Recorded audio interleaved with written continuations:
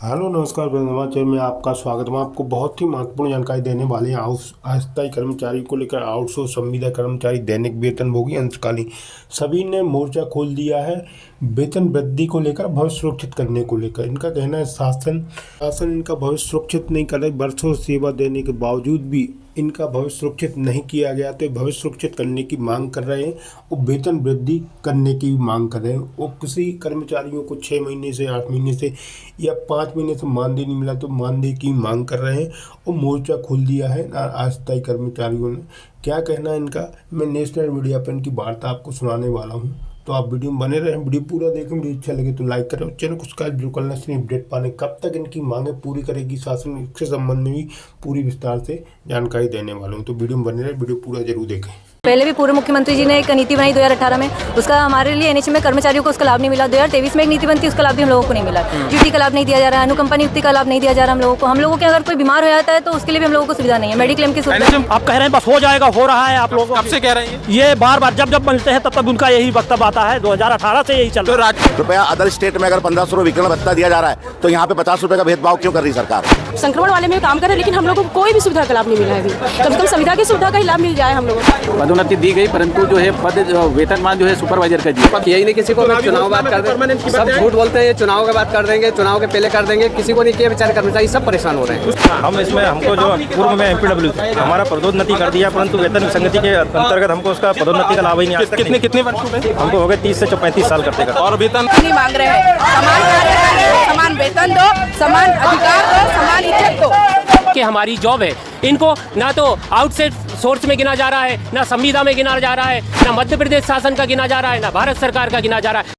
के स्वास्थ्य संचालनालय स्वास्थ्य सेवाओं के बाहर मैं खड़ा हूँ और ये जयप्रकाश चिकित्सालय का परिसर है। और इस परिसर में मध्य प्रदेश के संविदा आउटसोर्स अधिकारी कर्मचारी महासंघ के जो लोग हैं वो प्रदर्शन कर रहे हैं। मध्य प्रदेश के विभिन्न जिलों से ये आए हुए हैं और इनकी 9 सूत्रीय मांगे हैं। 9 सूत्रीय मांगों में सबसे बड़ी जो मांग है वो है नियमितीकरण की मांग। और इस नियमितीकरण की मांग के साथ यहाँ देखना नजारा दिलचस्प होगा, क्योंकि मध्य प्रदेश में इनकी संख्या लगभग 30,000 से अधिक है। और ये 30,000 से अधिक की संख्या में आज ये यहाँ खड़े हुए हैं और इनका जो काम है वो है ये आज मुख्यमंत्री मोहन यादव के घर की ओर निकलेंगे, जहां अपनी मांगों को लेकर के वहां अपनी बात रखेंगे। इनसे भी बात करूंगा, लेकिन आपको मैं तस्वीरों में दिखा देता हूं कि ये मध्य प्रदेश के विभिन्न क्षेत्रों से आए हुए लोग हैं। कहां से आए आप? सिंगरौली डिस्ट्रिक्ट। क्या मांग है आपकी? मुख्य मांग क्या है? हमें परमानेंट तो करें, नहीं तो संविदा में ही तो कन्वर्ट करते हैं।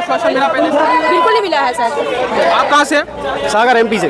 आप कहाँ से हैं? जबलपुर से। तो सागर, जबलपुर, सिंगरौली, तमाम मध्य प्रदेश के विभिन्न जिलों से यहाँ आउटसोर्स के जो कर्मचारी हैं वो आए हुए हैं। आप लोगों का जो काम रहता है स्वास्थ्य विभाग में, वो मुख्यतः काम क्या है? मैं एक्चुअली आप किस आयुष विभाग से, 1 विभाग से। आप लोगों का जो काम है स्वास्थ्य विभाग के अंदर, वो काम क्या है? हाँ सर, हम लोग HIV एड्स में काम कर रहे हैं, जो सबसे खतरनाक बीमारी है, ठीक ना। आज तक उसमें हम लोग इतने हैं कि 9 से 4 तक बैठे रहते हैं और इतने संक्रमण वाले में काम कर रहे हैं, लेकिन हम लोगों को कोई भी सुविधा का लाभ नहीं मिला है अभी। कम से कम संविदा की सुविधा का ही लाभ मिल जाए हम लोगों को। तो मैंने आपको बताया, इनसे विभाग इसलिए पूछा क्योंकि आयुष विभाग से है, कोई HIV विभाग से, ताकि गंभीर से गंभीर जो बीमारियां हैं उनसे लड़ते हैं, लोगों को बताते, उपचार क्यों बताते, और ये स्वास्थ्य विभाग की बुनियाद है। और यदि ये प्रदर्शन पर है तो निश्चित ही स्वास्थ्य विभाग की रीढ़ कमजोर होने वाली है। और ये रीढ़ क्यों कमजोर हो रही है और इनकी क्या मांगे मानी जाएंगी, और जो ये ज्ञापन लेकर के आए हैं एड्स कंट्रोल और कंट्रोल एम्प्लॉय यूनियन, जो आपकी मांग है, मुख्य मांग क्या है?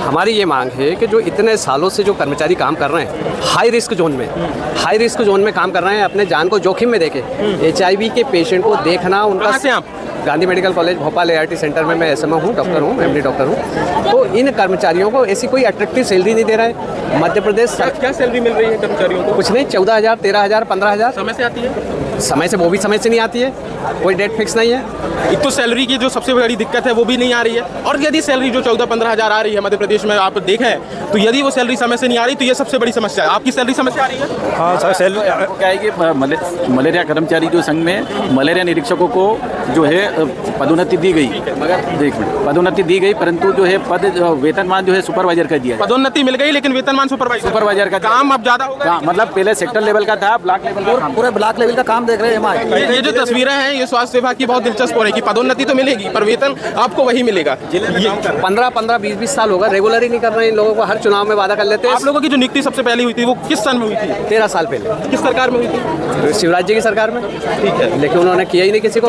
चुनाव बात कर permanent की देंगे, सब बातें झूठ बोलते हैं, चुनाव के बाद कर देंगे, चुनाव के पहले कर देंगे, किसी को नहीं किया। बेचारे कर्मचारी सब परेशान हो रहे हैं। तो स्वास्थ्य मंत्री जो हैं उन लोगों से आप लोगों की कभी बात होती है? कभी कई बार बात की, कई बार ज्ञापन दिए कि नहीं हम लड़ाई लड़ेंगे, हम करवाएंगे तुम्हारा, चुनाव के बाद पूरा हो जाएगा, लेकिन सब झूठ बोलते हैं, कोई नहीं करवाया।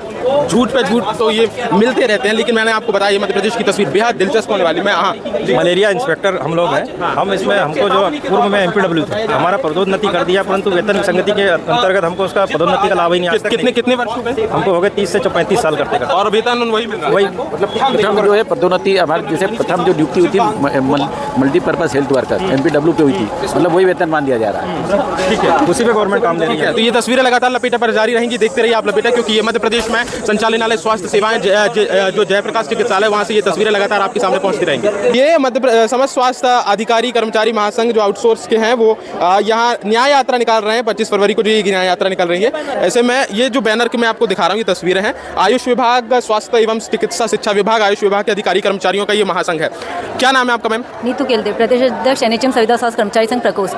मैम आपको आज प्रदर्शन करना पड़ रहा है नीतू जी, और यहाँ आप लोग मांगे लेकर के आए हैं स्वास्थ्य विभाग में। यदि एक तो स्वास्थ्य विभाग की वैसे भी कई समस्याएं हैं, ऐसे में आप लोगों को प्रदर्शन करना पड़ रहा है, तो ये कैसे चल पा रहा है? सर हम लोग सालों से 20-25 सालों से कार्यरत है। सामान्य प्रशासन द्वारा हमेशा संविदा के लिए बहुत सारी नीतियाँ बनाई जाती है जो कि लागू नहीं होती है। पहले भी पूर्व मुख्यमंत्री जी ने एक नीति बनाई 2018 में, उसका हमारे लिए NHM में कर्मचारियों को उसका लाभ नहीं मिला। 2023 में एक नीति बनती, उसका लाभ भी हम लोगों को नहीं मिला। अभी भी हम लोग बेसिक चीजों के लिए भी ये जो आपने दो नीति बताई है, वो नीति क्या क्या थी बता दीजिए। पहले 2018 में एक नीति बनी थी 90% वेतन। 2018 में किसकी सरकार थी? माननीय भाजपा सरकारी थी और शिवराज सिंह चौहान जी थे अपने मुख्यमंत्री जी। क्या नीति में कहा गया था? उसमें बोला था 90% वेतनमान दिया जाएगा आपको, और भी बहुत से लाभ थे। अभी भी वो नीति के वापस उसमें एक 2023 की नीति बनती है जिसमें पूर्व मुख्यमंत्री जी द्वारा घोषणा होती है। अभी फिर वर्तमान में 30 जनवरी को फिर एक घोषणा होती है, महापंचायत होती है। महापंचायत बुलवाई जाती है, संविदा के कर्मचारी को एकत्र किया जाता है, पर संविदा जगत के दूसरे कर्मचारी को उसका लाभ भी दिया जाता है, पर सिर्फ NHM के कर्मचारी को उसका लाभ नहीं दिया जाता है। जबकि हम लोग कोविड में क्या लाभ, मतलब जो आपने लाभ बताया संविदा जगत के और NHM के, क्या लाभ नहीं मिल? जैसे नियमित कर्मचारी को दिया जाता है कि एक तो NPS का लाभ हमको दिया नहीं जा रहा है, ग्रेजुएटी का लाभ नहीं दिया जा रहा है, अनुकंपा नियुक्ति का लाभ नहीं दिया जा रहा है हम लोगों के अगर कोई बीमार हो जाता है तो उसके लिए भी हम लोगों को सुविधा नहीं है, मेडिक्लेम की सुविधा। NHM कर्मचारियों की संख्या कितनी प्रदेश में? 28,000 है हम लोग। 28,000 NHM के कर्मचारियों की संख्या, और उनको लाभ नहीं मिल रहा है। कितनी बड़ी खबर है ये, और कितनी सोचने वाली बात है कि आखिरकार इनको आज स्वास्थ्य विभाग में रह करके इनको आज प्रदेश सरकार के विरोध में यहाँ अपनी मांगों को लेकर के इस धूप में प्रदर्शन करना पड़ रहा है। सर हमारी एक और मांग है जिसमें हमारे ग्रेड पे को लेकर समिति बनाई थी। पिछले 6 महीने से समिति पे मीटिंगें हो रही है, अभी तक उसका कोई निर्णय नहीं आया है। तो एक छोटी छोटी चीज़ों के लिए हम लोग प्रताड़ित ही हो रहे हैं। हमारे स्वास्थ्य विभाग में जैसे कि महिलाएं 80%, अगर ऐसी महिला का अबॉर्शन हो जाता है तो उसके लिए लीव नहीं है, तो बहुत ही प्रताड़ित किया जा रहा है। स्वास्थ्य विभाग में 80% महिलाएं, और महिलाएं यहाँ सड़कों पर उतर रही है और सालों से सड़कों पर उतर रही है। भाजपा मंथली कितनी छुट्टी मिलती है स्वास्थ्य विभाग? सर मंथली 3 छुट्टियाँ मिलती है, केवल 3 छुट्टियाँ मिलती है, और महीने में अगर साल भर की देखा जाए तो 15 छुट्टियाँ मिलती है हमको। रियल के नाम पे 15 दिन की छुट्टियाँ। जो NHM में जो महिलाएं उनको समय पर वेतन आती है? अभी वेतन भी हमको कम से कम 2-3 साल से कंटिन्यू टाइमली वेतन नहीं मिल रहा है। 2-3 साल से कंटिन्यू मतलब टाइमली वेतन ही नहीं मिल रहा है। आप हालत देखिए प्रदेश सरकार की, आप हालत देखिए, जो दावे किए जाते हैं, जो नीतियां बनाई जाती हैं, उनका जमीनी रूपांतरण कितना प्रभावी, आप सोचिए, कल्पना कीजिए। क्या नाम है आपका भाई साहब? हरेंद्र चतुर्वेदी, प्रदेश का रीवा से आए हुए हैं जी। तो आप तो मुख्यमंत्री, आप जो स्वास्थ्य मंत्री हैं राजेंद्र शुक्ला, आप तो उन्हीं के बिल्कुल उन्हीं के गृह जिले से है, उन्हीं की विधानसभा से है। हम लोग बार बार जाके माननीय मुख्यमंत्री, उप मुख्यमंत्री जी से निवेदन किया कि माननीय जी हमारी जो मांगे है, माननीय मुख्यमंत्री जी ने जो घोषणाएं की थी 2023 में, मंच बना के एक साझा मंच बनाए थे और घोषणाएं की थी, उस घोषणाओं को पूरा करवा दीजिए, बस हो जाएगा। क्या कह रहे हैं कि मैंने घोषणा की थी, आप क्या कह रहे हैं? आप कह रहे हैं बस हो जाएगा, हो रहा है। आप लोगों कब से कह रहे हैं ये बार बार जब बनते हैं तब उनका यही वक्तव्य आता है। 2018 से यही चल रहा है। तो राजेंद्र शुक्ला जी जो स्वास्थ्य मंत्री हैं, मध्य प्रदेश शासन में उप मुख्यमंत्री हैं, सुनिए आप क्या कह रहे हैं कि आपकी रीवा के क्षेत्र के हैं और कहा जा रहा है कि आप लगातार दावे और घोषणा तो कर देते हैं और जब हम जाते हैं तो हो जाएगा, पर ये हो जाएगा, होगा कब होगा? अब ये तो वही बताएंगे, माननीय जी बताएंगे कि कब करेंगे। आज किस पर हम लोग आज ये न्याय यात्रा निकाल रहे हैं और इस न्याय यात्रा के माध्यम से माननीय मुख्यमंत्री जी को आपके माध्यम से ये कहना चाह रहे हैं कि अभी भी वक्त है, हमारी मांगे मान लो, और नहीं तो हम लोग अब हड़ताल पे बैठेंगे और फिर से नहीं उठेंगे जब तक हमारी मांगे पूरी नहीं होंगी। तो ये न्याय यात्रा जो अन्याय हुआ है उसके लेकर के अन्याय को न्याय में बदलने के लिए, और ये तस्वीरें में आपको मैंने दिखाया है कि यदि इनकी मांगों को पूरा नहीं किया जाता तो ये हड़ताल पर करेंगे। लपेटा पर सीधी तस्वीरें लगातार जारी है। क्या मांगे? सर मैं प्रगतिशील रेगवार संघ का प्रदेश अध्यक्ष। मांगे हमारी रेडिएशन अनाउंस और हमारा जो ग्रेड पे है हाँ, हमारी ग्रेड पे और जो वेतन विसंगति और हमारा रेडिएशन भत्ता 35 वर्षों से मात्र 50 रुपये मिल रहा है, जबकि हम लोग जो सुरक्षा विकिरण के दुष्प्रभाव से होने वाले खतरे को संज्ञान में रख के भी कार्य करते हैं। उसके पश्चात भी हमारे साथी कैंसर जैसे पीड़ित रोग से जूझ रहे हैं। मात्र 50 रुपये भत्ते में अगर वो परिवार के सदस्यों का पालन पोषण और अपना इलाज भी नहीं करा सके, ऐसे शासन पे उनको गंभीर रूप से विचार करना चाहिए। कई बार हमारे द्वारा निरंतर प्रयास किया गया, फिर महासंघ के माध्यम से पिछले 3 वर्षों से हम ज्ञापन दे रहे हैं। इसमें रेडिएशन अलाउंस भी नहीं बढ़ाया गया, न ही ग्रेड पे सुधारा गया है। कृपया अदर स्टेट में अगर 1500 रुपये विकिरण भत्ता दिया जा रहा है तो यहाँ पे 50 रुपये का भेदभाव क्यों कर रही सरकार, ये कहना चाहता हूँ मैं। ठीक है, तो ये आप तस्वीरें देख रहे थे जिनका अनियमितताओं को लेकर के और अन्याय को अब न्याय में बदलने की ये तस्वीरें हैं। ये जो आप फ्लैक्स देख रहे हैं, ये मध्य प्रदेश के समस्त स्वास्थ्य अधिकारी कर्मचारी महासंघ जो विभिन्न क्षेत्रों से आए हुए उनकी ये तस्वीरें हैं। और यहाँ लगातार तमाम मीडिया संस्थानों के बीच कवरेज के बीच यहाँ मांगों को लेकर के प्रदर्शन किया जा रहा है। गेट बंद करने से काम नहीं चलेगा। अभी तो हमने जो शुरुआत की है, अगर हमारी मांग पूरी नहीं की गई तो पूरे प्रदेश की स्वास्थ्य सेवा ठप हो जाएंगी संचालनालय के साथ। समान वेतन के बारे में कहा था एवं सभी विभाग के हम सरकार से अपनी बात पहुंचा रहे हैं। अगर सरकार द्वारा कब मांगी मांगों को रोकेगी, हमारी मांगे नहीं सुनेंगी तो पूरे अस्पतालों में पूरी व्यवस्था बंद कर देंगे और आर पार के लिए हम तैयार हैं। विभाग में काम कर रही है, साथ में जब एक बंदा पॉजिटिव आता है तो उसके साथ उसका पूरा परिवार हम देखते हैं, हम सबको लेकर चल रहे। जब हमारे साथी टेक्नीशियन जब जांच लगाते हैं, उन्हें हर पल खतरा होता है कि कहीं उन्हें निडल प्रिक हो गई, संक्रमित हो गई तो हमें अनुकंपा का भी लाभ नहीं है। हमारे सरकार से यही मांगे है, मुख्यमंत्री हमारी मुख्यमंत्री जी से यही मांगे है कि हमें 2023 की नीति जो है उसमें एड्स वालों को उनका लाभ दिया जाए। और आगे हम सरकार से कोई बहुत बड़ी नीति नहीं मांग रहे हैं, समान कार्य करें, समान वेतन दो, समान अधिकार दो, समान इज्जत दो। समान वेतन समान इज्जत की बात की तरह से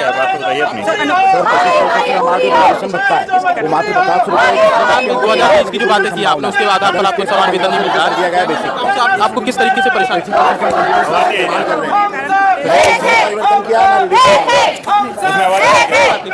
आपको जो दिक्कत हो रही है परिवार में, किस तरीके से दिक्कत चूंकि ये क्या ये विषय ऐसा है कि इसमें मीडिया का मीडिया कोई करना रहता है, कोई वो नहीं है। लेकिन ये जो आपको मैंने तस्वीरें दिखा रहा हूँ सीधी, ये तस्वीरें हैं बातें हैं, मांगे हैं। और इनका जो कहना है कि हमारे साथ अनियमितता की रही, समान काम तो लिया जा रहा है लेकिन समान वेतन नहीं दिया जा रहा। क्या नाम है? मेरा कुलदीप तिग्गा, मैं काउंसलर हूँ जिला सीहोर में। मेरा उम्र अभी 62 है, अभी रिटायरमेंट होने वाला हूँ जी, क्योंकि मेरा जज्बा अभी तक जारी है, क्योंकि इतना साल से हमको दबा करके रखा गया है, अन्याय हुआ है, समान वेतन समान काम नहीं मिला है, ना कि हमें परमानेंट किया गया है। एक हमारा मिनिमम हक उसको भी दे रहा है सरकार। एक ऐसी सरकार है हमारे मध्य प्रदेश की, मणिपुर की सरकार उनको परमानेंट कर दिया है, राजस्थान की सरकार परमानेंट कर दिया है। हम परमानेंट नहीं मांग रहे हैं, लेकिन हमारा जीविका, हमारे भविष्य पीढ़ी का बच्चों का आगे चले, ताकि हम पढ़ाई लिखाई पालन पोषण कर। आपकी जीविका पर असर हो रहा है? बिल्कुल हो रहा है सर। देखिए हम इतने इसमें जब महीने साल भर में 12 महीने होते, 12 महीने में ऐसा समय आता है कि डेंगू मलेरिया एक ऐसा बीमारी है जो गांव से लेकर कस्बों से लेकर पहाड़ों तक ये बीमारी गरीब तबकों में फैलती है और समय समय पे इसको यदि नहीं देखा जाए तो आदमी की जान तक चली जाती है। उस पीरियड में हम लोग, हमारा कर्मचारी काम करता है, गाँव से शहर से लेकर पहाड़ों तक जाता है। परंतु मलेरिया निरीक्षक और मलेरिया एमआई का ऐसा काम है कि पूरा निरीक्षण मलेरिया डेंगू का करता है और जब सीजन आता है तब हम लोगों के कर्मचारियों की याद आती है। इसके पहले हम लोगों को बिल्कुल नज़रअंदाज किया जाता है। तो ये आपको मैंने तस्वीरें दिखा रहा था, ये जयप्रकाश चिकित्सालय परिसर की ये तस्वीरें हैं जिनकी विभिन्न मांगे हैं और इन मांगों को पूरा करने को लेकर के, जैसे कि अभी आपने देखा, आपने जिनकी बाइट ली, कम से कम उनकी उम्र 50 के ऊपर होगी। अब आप बताइए कि अगर उनको कहा जाता है कि आपका 31 तारीख को फिर से अनुबंध होगा, वो व्यक्ति कहाँ जाएगा अपने बीवी बच्चों को लेकर? अगर उससे कुछ गड़बड़ी हो जाती है या उसकी नौकरी नहीं रहती है तो कहाँ जाएगा? मतलब हर साल 1 अप्रैल के पहले हम लोगों के ऊपर फांसी का फंदा रहता है कि हमारी जॉब रहेगी कि नहीं रहेगी। परमानेंट तो ठीक है, हम संविदा की श्रेणी में आने को तरस गए। ये होना चाहिए का? अगर आप एक सामान्य सी बात रख के देखें, जिस कर्मचारी ने एक जगह पे अपने 19 साल गुजार दिए, वो आज अपने हक के लिए लड़ रहा है, एक दिन के लिए ही लड़ रहा है। शायद शासन को इसके बारे में सोचना चाहिए। और ऐसा कोई बड़ा भारी काम नहीं है कि इस पर शासन को बहुत ज़्यादा बर्डन आना हो। ये सिर्फ अपना भविष्य सुरक्षित की बात कर रहे हैं, ना वेतन की बात कर रहे हैं। ये चाहते हैं कि हमको परमानेंट जैसा एक दर्जा दिया जाए, हम भी गर्व से कह सके कि हमारी जॉब है। इनको ना तो आउटसाइड सोर्स में गिना जा रहा है, ना संविदा में गिना जा रहा है, ना मध्य प्रदेश शासन का गिना जा रहा है, ना भारत सरकार का गिना जा रहा है। इनको लाके बीच में छोड़ दिया है, जो कि कहीं ना कहीं मानव अधिकार का हनन है। शासन भी कहता है कि केवल एक दिन का कार्य विराम देकर आप किसी का शोषण 20 साल तक नहीं कर सकते। अगर इन्होंने 20-20 साल तक नौकरी की है तो ये आवश्यक है कि वो पद जरूरी था। ठीक है, तो ये आपको मैंने तस्वीरें दिखाई हैं। 2023 की जो NHM की है संविदा नीति, वो भी लागू नहीं की गई है। जो आज 2023 वाली है, जो संविदा नीति आई है 90% वाली, वो लागू अभी तक नहीं हुई है। और जो कि बहुत सालों से, कुछ लोग तो ऐसे 25-25, 30-30 साल हो गए उनको इसी विभाग में 6,000, 2,000, 3,000 से नौकरी शुरू की थी और बेचारे जब से लगे हुए हैं, छोटे छोटे बच्चे हैं सभी के। और आज भी 20-22, 30,000 रुपये, 20-22, कोई 30 साल नौकरी करने के बाद भी कोई को 25,000 सैलरी मिल रही है, कोई को 30,000 सैलरी मिल रही है। हमारा तो यही कहना है कि NHM को जो 2023 की रणनीति लागू हुई है वो समकक्ष मिल जाए मध्य प्रदेश। तो ये NHM की जो नीति हुई है, इसको लेकर के जो बातें रखी गई हैं मैंने आपको दिखाई हैं, ये जो बातें की गई हैं। जी, हम 2021 से हम जो है मैं नानूराम मिमरोड संयुक्त डेंगू मलेरिया कर्मचारी का प्रांताध्यक्ष हूँ। कितनी उम्र है आपकी? मेरी है 61 वर्ष। आप 61 वर्ष में आज यहाँ धूप में परेशान हो रहे हैं? इसलिए होना पड़ रहा है कि जो है सन 2021 से हम शासन को बार बार ज्ञापन दे रहे हैं कि हमारी वेतन विसंगति सुधारी जाए। वेतन विसंगति किस प्रकार से? वेतन विसंगति है कि जो है हमें जो है सेक्टर सुपरवाइजर एक सेक्टर लेवल का रहता है, जिसमें से करीबन 30 से 20 गाँव होते हैं, है ना। उससे पदोन्नति एक ब्लॉक लेवल का की। ब्लॉक लेवल में आप भी जानते हैं कि जो है कम से कम जो है 3 लाख तक जनसंख्या रहती है। तो उस पर पदोन्नति की गई, मगर पद का वेतनमान नहीं दिया गया। और पद का वेतनमान नहीं दिया गया तो मतलब है कि पूरे करीबन जो है 50-75 किलोमीटर के एरिया में वो कार्य करता है। और पूरी जिम्मेदारी malaria, dengue, chikungunya, Zika virus, इनकी सारी जो जिम्मेदारी हमारी होती है। इनको बीमारी अगर सामान्य आदमी, कोई भी एक आदमी को होता है तो हमें उसको पूरा गाँव में कंट्रोल करना पड़ता है कि ये जो महामारी का रूप नहीं ले ले। और सारे जो है मतलब सन 2015 में तक जो है मध्य प्रदेश में मलेरिया, दिखाइए आपका आवेदन क्या है? मलेरिया यह आवेदन CMHO मुख्य चिकित्सा स्वास्थ्य अधिकारी एवं हमारे क्षेत्र के सांसद, विधायक, उन लोगों को भी अवगत कराए हमारी वेतन। तो यहाँ जो लगातार